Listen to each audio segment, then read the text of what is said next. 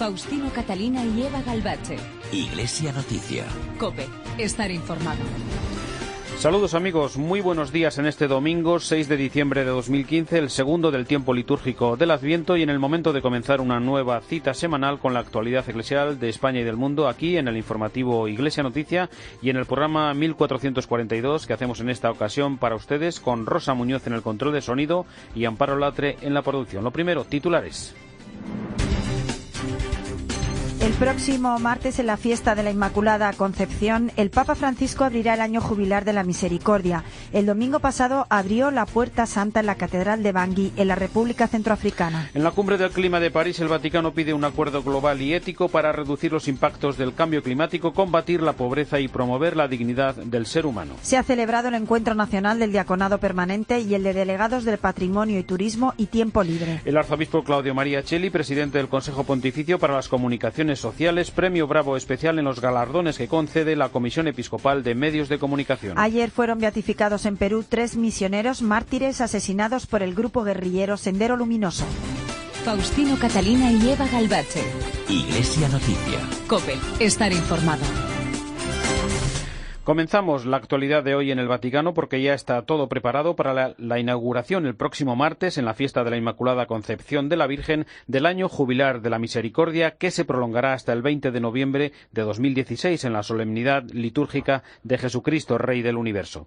La fecha de inicio de este año santo coincide precisamente con el 50 aniversario de la clausura del Concilio Vaticano II y ese día, el próximo martes, el Papa abrirá la Puerta Santa en la Basílica de San Pedro, mientras en las iglesias particulares la apertura será el próximo domingo. Un año jubilar en el que se han previsto numerosas celebraciones y encuentros que vamos a conocer en la información de la corresponsal de la cadena COPE en Roma y el Vaticano, Paloma García Ovejero. Buenos días. Buenos días. Será este martes 8 de diciembre a las 9:30 de la mañana cuando empiece efectivamente esa ceremonia de inicio del jubileo, esa ceremonia en la que no solo se abrirá la Puerta Santa, sino que veremos al Papa emérito, a Benedicto XVI. Nos han confirmado ayer mismo que estará presente en la Basílica de San Pedro. Ya desde el 1 de diciembre, en la Vía de la Conciliación número 7, está abierto el centro de acogida de los peregrinos. Se esperan cientos de miles de personas, pero Monseñor Fisichella, el organizador de todas las actividades del jubileo, no quiere dar cifras. Todos los que vengan a Roma tendrán su certificado, pero en esta ocasión cada iglesia particular, cada catedral tendrá su propia Puerta Santa. De hecho, el Papa Francisco abre la de San Pedro el día 8, pero el domingo siguiente, el 13 de diciembre, él abrirá las de aquí, las de San Pablo, las de San Juan de Letrán, pero cada catedral abrirá la suya. Así que, de todas formas, tendremos muchas más sorpresas. Por ejemplo, un viernes al mes, el Papa hará un gesto de caridad concreto. En diciembre, el día 18, visitará concretamente el albergue de Cáritas en la estación de Termini. Y además, un sábado al mes, habrá una audiencia, como la de los miércoles.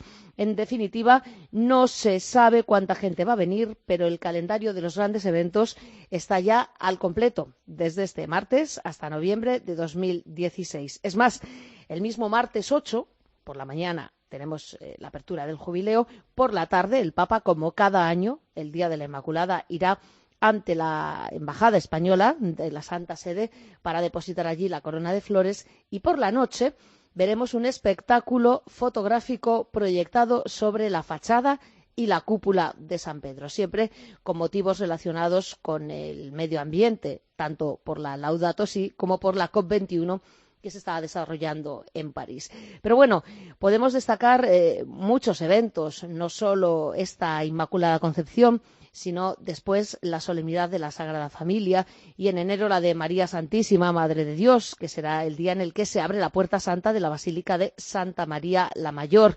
Y así, pues el 19 de enero los trabajadores que están con los peregrinos, el 10 de febrero se enviará a los misioneros de la Misericordia en la Basílica de San Pedro, habrá un jubileo para la Curia Romana, otro para enjugar las lágrimas en mayo. Por ejemplo, el 5 de mayo, una vigilia para los que necesitan consuelo, así se llama, y así hasta el 1 de junio, solemnidad del Santísimo Corazón de Jesús, o el 26 de julio, jubileo de los jóvenes. En definitiva, cada mes tiene sus protagonistas, están todos en la página web www.im.va.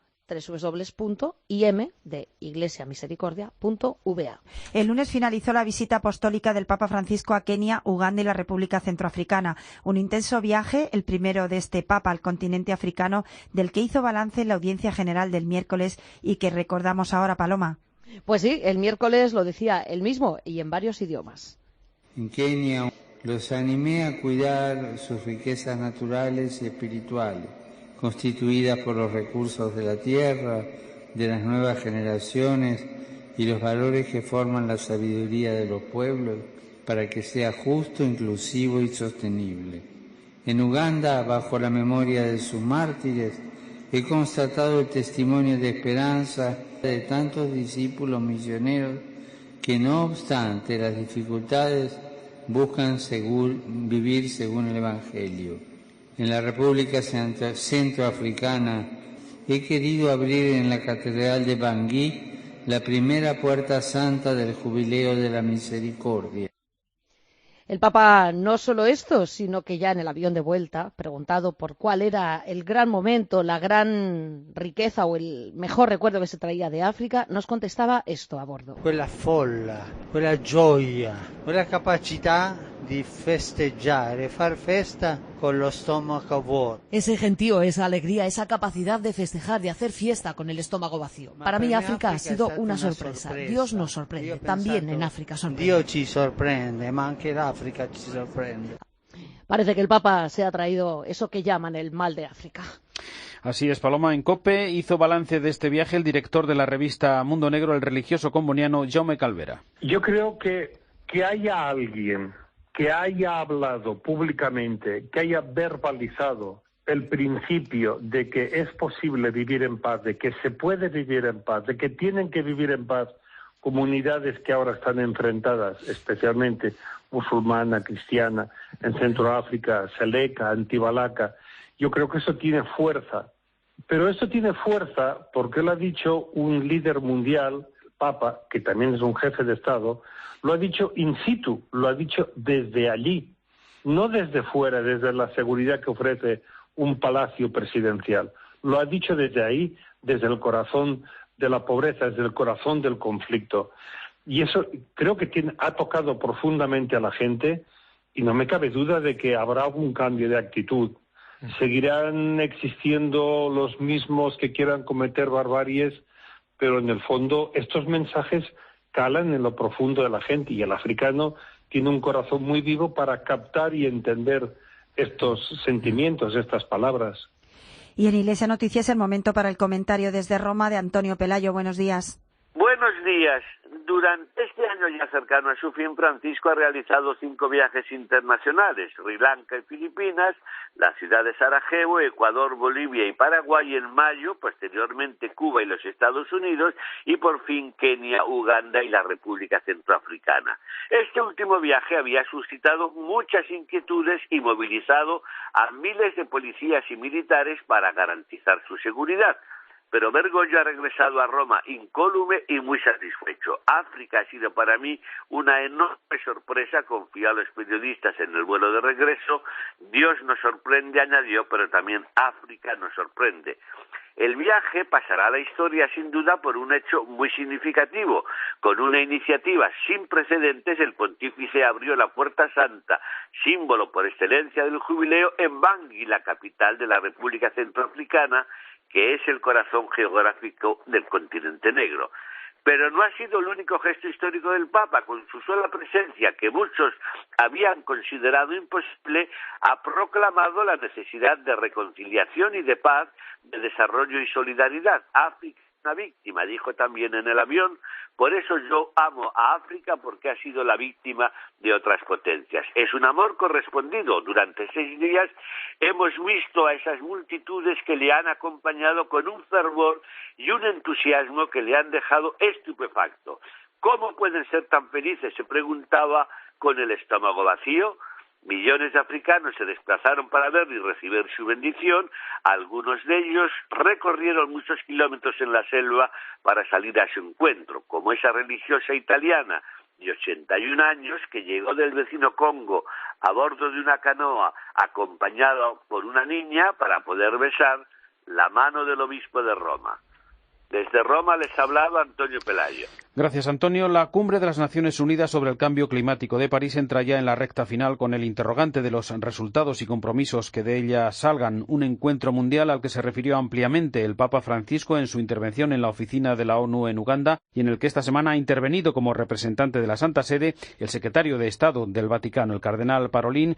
Pidió un acuerdo global y ético para reducir los impactos del cambio climático, combatir la pobreza y promover la dignidad del ser humano. Paloma García Vejero. Sí, Parolin se desenganchó del viaje a África un día antes para llegar precisamente a tiempo a esta cumbre de París. Es tiempo de un acuerdo global sobre el clima, ha pedido. Necesitamos un acuerdo sobre el clima que tenga una clara orientación ética para la defensa de la dignidad humana, sobre todo de los más necesitados. Con ese mensaje llegó a la capital francesa y dirigió un saludo a toda la COP21 de parte del Papa, en el que subrayaba esos 3 objetivos. 1, aliviar los impactos del cambio climático. 2, combatir la pobreza. 3, hacer aflorar la dignidad de la persona.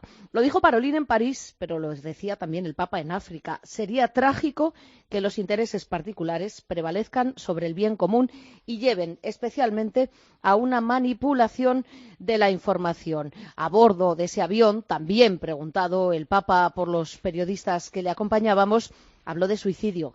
Estamos al límite de un suicidio a propósito de la situación del mundo y del cambio climático. Pero añadía, tengo confianza en esta gente, en la gente de París, de la COP21, en que hará algo, porque estoy seguro de que hay buena voluntad de hacerlo. Y rezo por ello. Así que veremos los resultados. Gracias, Paloma. Feliz domingo. Igualmente. Cardenales, patriarcas y obispos de todo el mundo, en representación de las agrupaciones continentales de las conferencias episcopales nacionales, han hecho un llamamiento a los responsables de la Cumbre de París para que se apruebe un acuerdo justo, legalmente vinculante y motor de un verdadero cambio. Y proponen 10 puntos concretos con peticiones como limitar el aumento de la temperatura global, explorar nuevos modelos de desarrollo y estilos de vida que sean compatibles con el clima, que combatan la desigualdad y saquen a los pobres de la miseria. Piden garantizar también el acceso de todos al agua y a la tierra y establecer hojas claras de ruta para que los países cumplan sus compromisos financieros. Numerosas organizaciones están presentes estos días en la capital francesa para hacer oír sus reivindicaciones. Así, Cáritas insta a los líderes a aprobar un acuerdo sobre el clima que sea justo, legalmente vinculante y motor de un verdadero cambio social, como decíamos antes. Además, se reclama un modelo de desarrollo sostenible que incluya a los pobres. Marco Gordillo es el responsable de campaña de Manos Unidas. Junto con otras organizaciones hermanas nuestras, que nosotros trabajamos por la justicia climática, porque entendemos que el cambio climático y otras cuestiones del medio ambiente acaban afectando a la gente más pobre en primer lugar y además suele ser la menos responsable de generar las condiciones que crean estos cambios y estos problemas y además son los que tienen menos recursos para afrontar los cambios, ¿no? Entonces, como dice el Papa Francisco, al final el grito de la tierra y el grito de los pobres se unen en un mismo grito, ¿no?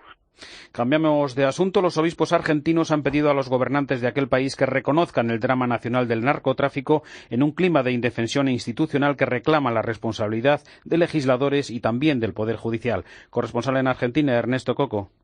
Para la Iglesia Católica, el narcotráfico en Argentina ha crecido por la complicidad del poder. Con esta contundencia, el episcopado ha emitido un duro documento en el cual ha vuelto a pedir una enérgica respuesta del Estado para detener el flagelo de la droga que ya, expresan, es un drama nacional. En el comunicado, que consta de 11 puntos, los obispos hacen un contundente relato sobre el arraigo del narcotráfico en Argentina, constatan que las drogas ya se producen en el país y a nivel capilar las comunidades dan cuenta que la cantidad de enfermos es cada vez mayor. Este severo diagnóstico sobre el avance del consumo y el tráfico de estupefacientes fue dado a conocer a pocos días que Cristina Fernández de Kirchner deje la presidencia del país en manos de su sucesor, Mauricio Macri. En los últimos años, desde la Iglesia Católica fueron varios los pronunciamientos para alertar acerca de este flagelo, pero volver de manera constante sobre el tema refleja no solo la falta de una respuesta categórica de los poderes del Estado, sino que implica un llamado al nuevo gobierno que asumirá el próximo 10 de diciembre. El documento, que refleja la gran preocupación del Papa Francisco acerca de este tema, manifiesta que con dolor vemos que las reservas morales de nuestro pueblo se ven gravemente amenazadas por el narcotráfico que desintegra el tejido social, acaba diciendo el documento emitido por la Iglesia Católica Argentina. Ayer fueron beatificados en Perú 3 misioneros que fueron asesinados por Sendero Luminoso en 1991. Es el momento para el comentario de Paloma Gómez Borrero. Buenos días. Buenos días. En Perú, en febrero de 1985, Juan Pablo II se adentró en la realidad dramática y cruel de la violencia y del odio más desencadenado. En la explanada del aeropuerto de Ayacucho vigilaban 5.000 soldados armados hasta los dientes. A los indios les despojaron de sus ponchos y a las mujeres les prohibieron llevar el típico sombrero por si bajo él escondían un arma. En Ayacucho, Juan Pablo II levantó su voz contra la violencia y la injusticia, a menudo causas generadoras de la pobreza, y a los senderistas les suplicó que no continuaran sembrando el pánico. La lógica despiadada de la violencia, les dijo, no conduce a nada. Les imploró en nombre de Dios, convertíos a la causa de la reconciliación y de la paz. Los hombres de Sendero Luminoso, sin embargo, no escucharon la voz del Papa. Entre el 9 y el 25 de agosto, 6 años después, los senderistas asesinaron a 2 franciscanos polacos y a un sacerdote italiano por ayudar a los campesinos más pobres, por frenar la rabia del pueblo y poner trabas a la revolución maoísta. Al cura italiano, como le llamaban, le mataron al volver del Chimbote después de decir misa en las aldeas cercanas. Ayer el cardenal Angelo Amato, en nombre de su santidad Papa Francisco, les beatificó en el estadio de Chimboteo. Y en San Pedro, el Santo Padre había firmado el decreto el mismo día en que se ratificó la santidad de Monseñor Romero. En el estadio asistieron a la ceremonia miles de peruanos, en su mayoría indios. Hoy los de Sendero Luminoso han depuesto las armas. La paz y la concordia han vencido a la batalla del odio. Y la prueba fue la marcha por la paz de los campesinos de las 73 aldeas peruanas, donde los frailes franciscanos y el sacerdote italiano les llevaban el consuelo del Evangelio y la enseñanza del amor de Cristo. Faustino Catalina y Eva Galbache. Iglesia Noticia. COPE. Estar informado. Con Carlos Herrera en COPE ya somos 1 millón más. Buenos días, enhorabuena. Muchas gracias. Estoy contentísima porque yo quiero muchísimo a Carlos Herrera. Marcamos un hito de la radio en España que es posible junto a Paco González, Manolo Lama, Pepe Domingo Castaño, Expósito, Colmenarejo, Cristina, Joseba, Corrochano y todos los que trabajamos día a día en COPE para darte la mejor información y el deporte con un estilo único. ¡Hola, hola! Según los últimos datos de audiencia, en COPE seguimos creciendo, batiendo récords. Y por eso te decimos gracias y bienvenido. COPE. Estar informado. Solo Dios puede saciar tu corazón. Prepárate con la Virgen para vivir el Año Santo de la Misericordia. Acude junto a tu familia a la gran vigilia de la Inmaculada que se celebrará el lunes 7 de diciembre a las 9 de la noche. ¿Qué es la iglesia? Es la casa de Jesús donde todos los cristianos van a rezar. ¿La misa? Bueno, la iglesia, sí. ¿Quieres hacer un regalo educativo y divertido para la primera comunión? Regala La Alegría de la Fe, el juego de mesa inspirado en el catecismo Jesús es el Señor por solo 49 euros.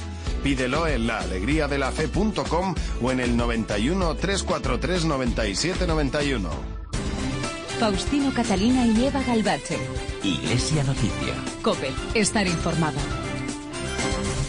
El Tribunal Supremo de la Asignatura Apostólica ha puesto en marcha una nueva vía para instar a la devolución de los bienes de las parroquias aragonesas depositados en Lérida. Se plantea que quien ejecute la sentencia sea la Congregación de Obispos a través de la vía canónica. COPE Zaragoza, Enrique Pérez. El Vaticano ha planteado que sea la Congregación de Obispos quien ejecute las sentencias en relación con el conflicto de los bienes que desde hace más de 10 años enfrenta Aragón y Cataluña. De esta forma, Roma abre una nueva vía para la devolución de las obras de arte que pertenecen a las parroquias del Aragón Oriental y que siguen retenidas en el Museo de Lleida. Entre tanto, el Gobierno de Aragón se va a reunir próximamente con los alcaldes de los municipios afectados y los obispos de las diócesis de Barbastro, Monzón y de Huesca para solicitarles que inicien la vía canónica para que se ejecute la sentencia vaticana que obliga a la devolución de estas obras de arte sacro. Escuchamos al abogado Jorge Español, representante de los afectados. Tenemos que plantearnos entre todos juntos que tenemos que ejecutar esta sentencia. Ejecutarla a través de las vías procesales dentro de la Iglesia y bueno, todos remar en la misma dirección y pues ya bueno, terminar con esta historia ya para siempre. Una de las personas que puede ser clave para la resolución de este litigio es el nuevo arzobispo de Barcelona, el aragonés Juan José Omeya, que también es miembro de esa congregación de obispos. La Comisión Episcopal de Medios de Comunicación Social ha concedido un año más los premios Bravo y ha otorgado el premio especial al arzobispo Claudio María Cheli, presidente del Consejo Pontificio para las Comunicaciones Sociales. El premio de prensa es para Luis Ventoso, columnista y corresponsal en Londres del diario ABC. El de radio para Luis Manuel Fernández, de Radio Nacional de España. Y el de televisión para Bertín Osborne, por el programa En la tuya o en la mía, de Televisión Española. Premio Bravo de cine para la película Francisco, el padre Jorge, de música para el redentorista padre Damián María, el de publicidad para la campaña por China de la Fundación Ayuda a la Iglesia Necesitada y el de nuevas tecnologías a la plataforma digital cineife.com. Por último, ha sido premiada la Diócesis de Ávila por su trabajo diocesano en medios de comunicación con motivo del 5º centenario del nacimiento de Santa Teresa de Jesús. Felicidades para todos. Desde ayer sábado y hasta el próximo martes se celebra en Valencia el 30º Encuentro Nacional del Diaconado Permanente. En esta ocasión y en el año jubilar que comienza el próximo martes, con el lema La misericordia en el ministerio diaconal, sed misericordiosos. El obispo de Tenerife, Bernardo Álvarez Afonso, es el presidente del Comité Nacional para el Diaconado Permanente. Buenos días y bienvenido a Iglesia Noticia. Muy buenos días, muchas gracias. El año jubilar de la misericordia es toda una apuesta, un programa de trabajo pastoral para el próximo año, también para los diáconos. Justamente el Santo Padre nos invita a todos a entrar, a sumergirnos en la acogida de la misericordia de Dios y también en el ejercicio de la misericordia, convertirnos todos en instrumentos de la misericordia de Dios para con nuestro prójimo. Cuéntenos, ¿cuántos diáconos hay actualmente en España? ¿Cuáles son las diócesis en las que están presentes? Bueno, pues en España actualmente hay 400, en torno a 415, no sé si habrán ordenado alguna últimamente, 415, 85 en preparación, y las diócesis que más diáconos tienen son fundamentalmente Barcelona, que es donde primero se inició en el año 1980, y luego pues también Sevilla tiene también un buen número, en torno a 40, entre 40 y 45, y luego hay diócesis como Málaga, Cádiz, Huelva, que tienen en torno a 20, y luego ya el resto, pues 10, mi diócesis por ejemplo tiene 7, en fin, está distribuido de una manera más o menos así, digamos, irregular, ¿no? De hecho, todavía hay algunas diócesis donde no se ha instaurado todavía el diaconado permanente, ¿no? Sin embargo, la cifra nos parece escasa en comparación con otros países, aunque cada vez creemos, no sé si usted lo comparte, más necesaria ante la falta de sacerdotes en algunos casos y ante la elevada edad de otros muchos que se van a jubilar en los próximos años, ¿no? Claro, pero eso es un concepto un poco, me parece, equívoco en relación con lo que es el diaconado permanente, ¿no? El diaconado permanente no existe en la Iglesia para suplir la falta de sacerdotes, sino que es un ministerio que tiene entidad por sí mismo, ¿no? El diaconado permanente tiene la misión fundamental de ser signo o sacramento de Cristo servidor, y por tanto en realizar y manifestar en la Iglesia de un modo especial esa dimensión de la vida de Cristo, servidor, es decir, al servicio de los más pobres, de los más necesitados, de los enfermos, de los que no cuentan, de los que hoy, como el Papa dice, los descartados de la sociedad, ¿no? Y claro, entender el diaconado permanente como una suplencia de la falta de sacerdote se presta a equívocos, ¿no? Y por tanto es conveniente que se sepa claramente que el diaconado es una vocación en sí misma, aunque haya muchos sacerdotes. Efectivamente en España no tenemos número en comparación con Italia, por ejemplo, Francia o la propia Alemania, Estados Unidos, que tiene más de 20.000. Pero en cambio, por ejemplo, pues los países de África, donde parecería que sería como más necesario, pues resulta que es donde el continente que menos diáconos tiene, porque de hecho allí son los catequistas, que tienen, como sabemos, una especial significación en todas las comunidades, los que desempeñan esta función y no acceden al diaconado, sino que son catequistas con una cualificación especial, ¿no? Por eso digo que esta es una cuestión en la que a veces pues se puede prestar a equívocos, ¿no? El diaconado es necesario porque efectivamente hoy hay en la sociedad muchas necesidades y la Iglesia está llamada a ser testimonio del amor de Cristo para con las personas mayores, los enfermos, los pobres, en fin, gente que pasa por dificultades. Por tanto, el trabajo de los diáconos tendría que incidir muchísimo en este campo, sin descuidar, lógicamente, que también pueden ejercer el ministerio de la palabra, el servicio también de la liturgia, pero digamos que habría que acentuar muchísimo la dimensión del diácono en cuanto siervo, servidor del amor de Cristo para con los más pobres y necesitados, ¿no? Nos habla efectivamente, hecha esa aclaración, de 400 aproximadamente en toda España, que quizá muchos no lo conozcan porque, como nos ha dicho, en algunas diócesis no está implantado, pero que quizá convendría contar a nuestros oyentes cuáles son las labores pastorales que puede realizar o que realiza habitualmente un diácono. Bien, pues en la Iglesia siempre tenemos 3 campos de acción pastoral, que son la palabra, la liturgia y el ejercicio de la caridad. En los 3 campos el diácono, según su condición, puede ejercer el ministerio en el campo de la palabra, en dar catequesis, preparar a los padres para el bautismo de sus hijos, preparar a las parejas para el matrimonio, predicar también la palabra de Dios y formar a los catequistas. Por tanto, ahí en el campo de la palabra el diácono tiene un papel muy importante. Luego, en el campo de la liturgia, pues lógicamente colabora con el presbítero en la celebración de la Eucaristía, la distribución de la comunión, en llevar la comunión a los enfermos.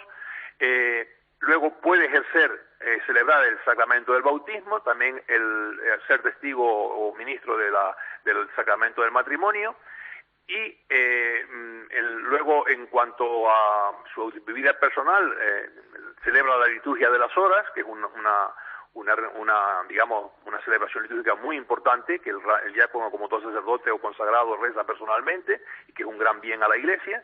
En fin, y luego en el campo de la caridad, ahí en los diáconos es donde tienen un vasto campo, ¿no? Desde trabajar en el campo de Caritas a otras, las cárceles, en el apostolado del mar, en el tema de la pastoral de los enfermos, los tanatorios, es decir, hay un campo amplísimo, lo que llamamos, y ahora de alguna manera el Papa nos está recordando, es el ejercicio de las obras de misericordia, tanto las corporales como las espirituales. Ahí el diácono tiene un campo de trabajo amplísimo, ¿no? Y para terminar, ¿hay esperanzas ante los candidatos ya a ser nuevos diáconos permanentes? Hay, como nos ha dicho, varios cientos en preparación, estudiando, que es una preparación que lleva años, ¿no? No es de un día para otro.